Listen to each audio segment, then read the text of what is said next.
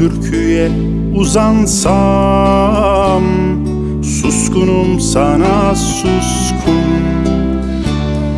Ağıt ağıt özlem özlem, suskunum sana suskun. Hangi güzelliği özlesem, suskunum sana suskun. Yürek boşluğunda of kadar suskun. Özlüyorum seni masmavi, koşuyorum sana bembeyaz ve kahroluyorum bir anda kapkara. Ah oluyorum, of oluyorum ve susuyorum ve susuyorum. Ah oluyorum, of oluyorum ve susuyorum ve susuyorum.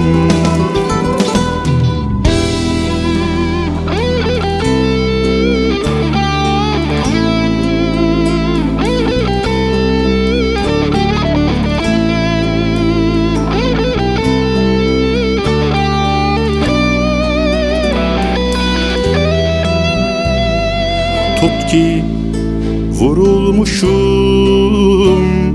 aşktan bir damla olmuşum. Bir saçının rüzgarına, bir dudağına konmuşum. Hangi dalga silebilir, hangi kasırga koparır? Ben saçlarında bir ezgi olmuşum.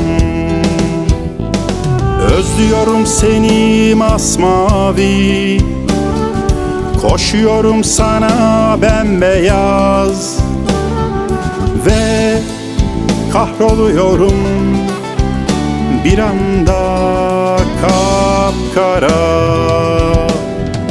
Ah oluyorum, of oluyorum ve susuyorum ve susuyorum. Ah oluyorum, of oluyorum ve